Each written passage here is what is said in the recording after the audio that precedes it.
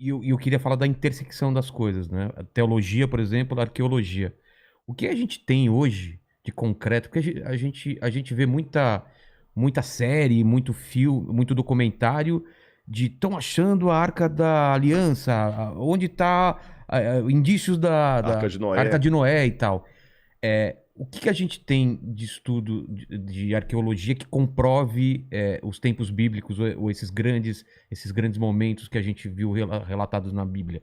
Porque tem uma linha tem pessoas que acham que é tudo metáfora, é tudo histórias que significam outra coisa, e tem uma linha que fala, não, muito daquelas coisas realmente aconteceram. As Uhum. pragas do Egito, o dilúvio, e tem gente procurando essas evidências. Em que pé que a gente tá? Bom, vamos separar algumas coisas aqui na mesa. Em Tá. primeiro lugar, existe a arqueologia séria, que é aquela que tem formação acadêmica, tem congressos, tem acadêmicos, tem trabalho científico, trabalho de campo, e tem aquela arqueologia de almanaque, daquele camarada que é dentista, você tá entendendo? O auxiliar E de não sei lá o vai atrás quê, de teorias e da vai atrás da conspiração. teoria da conspiração e volta lá. E aí fala que encontrou a Arca de Noé. Existem 42 supostos achados da Arca de Noé. É? 42.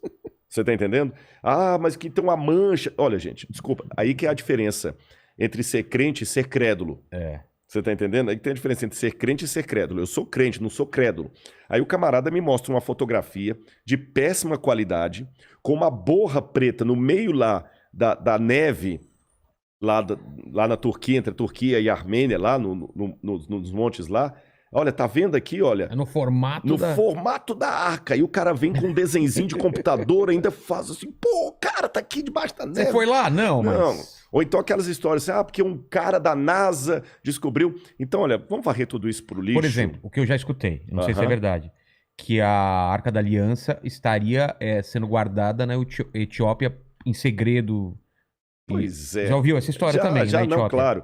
Na verdade, o que tem de verdadeiro e falso em tudo isso? Tem 10% de verdade e 90% de falso. Ah, tem um pouco de O que verdade? é o ponto de verdade? Não em relação à arca propriamente dita, mas em relação a uma história que liga os etíopes aos judeus. Tá.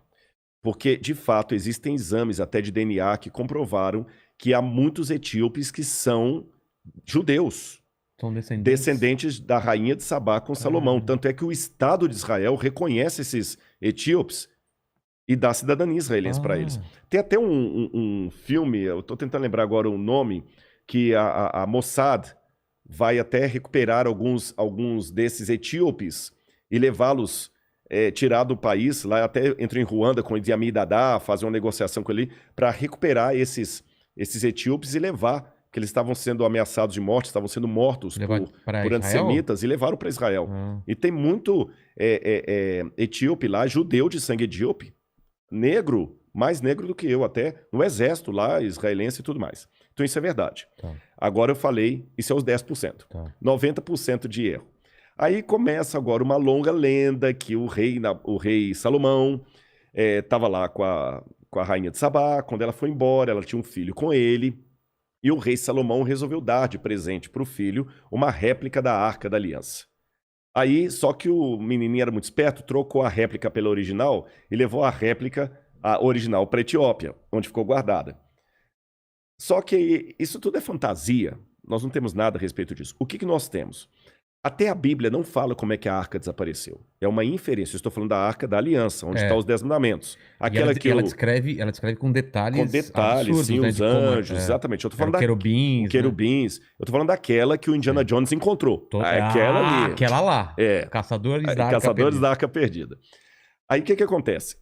Quando Nabucodonosor, em 587 a.C., ou antes da Era Comum, como os judeus preferem dizer, quando Nabucodonosor destruiu Jerusalém e o templo, ele levou instrumentos do templo para a terra de Sinar. Isso era comum, tá certo? Eu venho cá, domino você, eu vou pegar É. os seus deuses e Saqueia. saqueia. E a arca desaparece do cenário, não se fala mais nela. Quando os judeus reconstroem o templo na época de Zorobabel, e esse templo até o templo que Jesus vai conhecer, não havia mais a arca lá dentro. Até o livro de Macabeus, que é um livro deuterocanônico, fala que mãos piedosas, entre elas Jeremias, esconderam a arca. Então é a única informação que nós temos. Então alguém escondeu Escondeu, mesmo. ela está desaparecida. Eu poderia até aventar nem sei se poderia chamar de hipótese, algo menos do que hipótese, uma inferência. Tá. Que essa arca, se for assim mesmo, se ela desapareceu na época de Nabucodonosor para ela não ser levada para a Babilônia, ela talvez estaria debaixo do Templo Monte.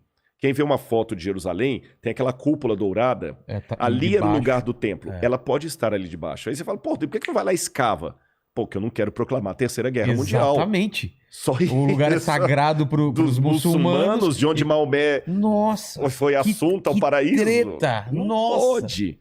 Você entendeu? Eu, de certa forma, escavei o Templo Monte. Ei. Mas como? Eu vou revelar aqui. Uma colher, né? Não, foi, mas é que tem... E a minha esposa também, ela participou disso comigo. Os próprios administradores do Templo Monte ali, que são árabes, jordanianos, eles começaram a fazer uma reforma estrutural lá na Mesquita de Al-Aqsa e também no Domo da Rocha, clandestino. E eles tiravam caminhões e caminhões de entulho dali de madrugada. E levavam esse entulho e jogavam lá perto do Monte Scopus, lá perto da Universidade Hebraica. Um universitário, para fazer jus aqui ao mandíbula. Ao mandíbula.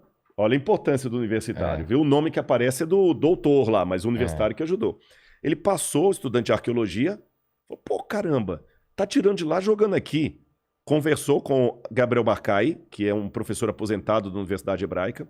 O cara foi lá e falou, pô, já que eu não posso escavar lá, mas ninguém impede de peneirar aqui. Criou um sistema inédito, que a gente nunca tinha essa técnica de escavação, que é de peneiramento do entulho.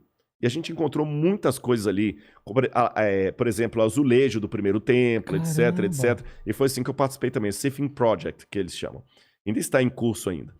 Mas, até agora, nada da arca. Mas os árabes estão escavando, então? Não. Foi uma reforma. Uma reforma clandestina. Escavaram, mas não com fins arqueológicos. Ah, entendi. É como se você vá abrir uma vala aqui, tira a terra e joga lá. Pô, o Vilela não deixou escavar na casa dele, mas tirou a terra e na terra tinha selos, selo do rei Ezequias, encontraram muitas moedas romanas.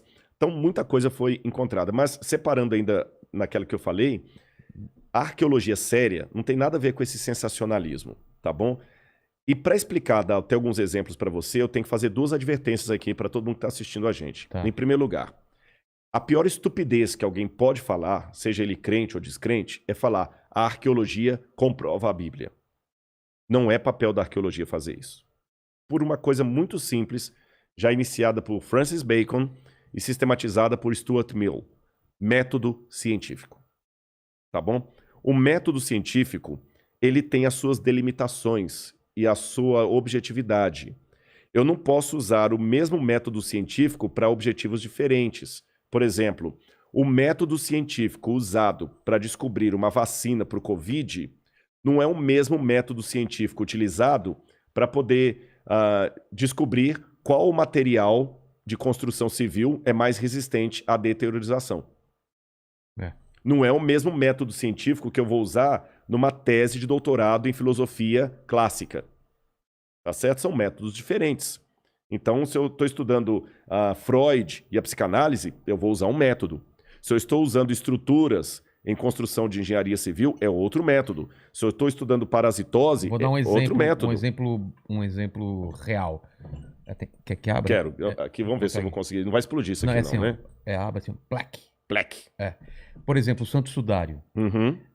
Através de métodos científicos, você consegue comprovar a idade. Ele é da Idade Média, do século XII. Então não é... Não é da época de Jesus. Já foi provado que não foi provado. Carbono 14. O Santo Sudário. Lá em Turim. Fui lá e fui enganado. Conseguiu ver? Porque eu não vi. Quando eu fui lá, ele tava fechado atrás de uma... ficava fechado, mas acreditei no que... O Santo Sudário não é... Já foi comprovado, então. Já, ele é do século XII. Ele é do século XII. Mas foi forjado? Forjado. E aquele que está ali no Santo Sudário, nem morto ele estava, porque o sangue está escorrendo.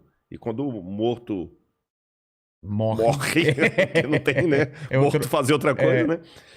O sistema circulatório para de funcionar e o sangue não escorre. E ele está com a mão assim, está escorrendo. Então tem vários elementos ali que mostram.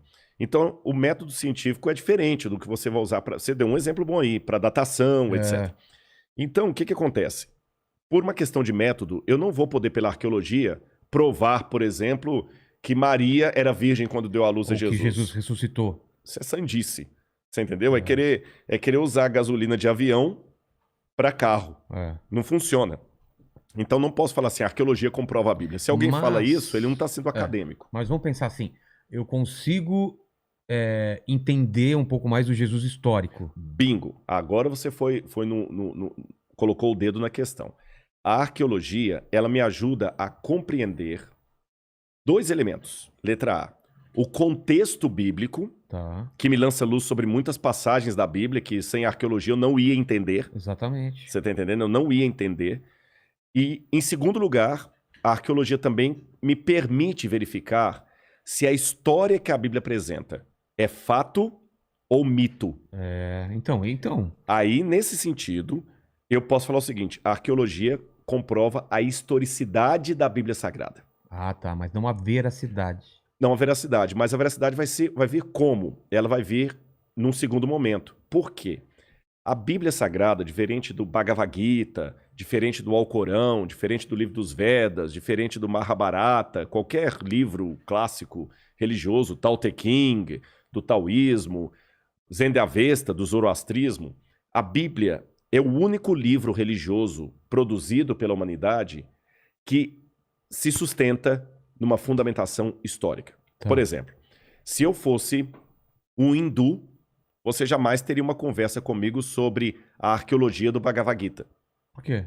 Porque para o hindu, Krishna e Arjuna, personagens chaves aí, podem ser mitológicos que não muda nada a vida dele. Entendi. Não precisa ter uma comprovação de alguma coisa de vivência na Terra. Que aquilo é só uma filosofia mental. Entendi. A Bíblia não. A Bíblia aponta para fatos históricos e ela mesma se coloca à prova.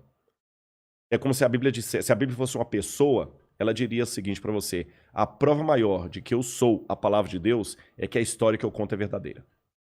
Se a história bíblica for verdadeira, a equação me empurra para acreditar que a teologia que se assenta nessa história também será verdadeira.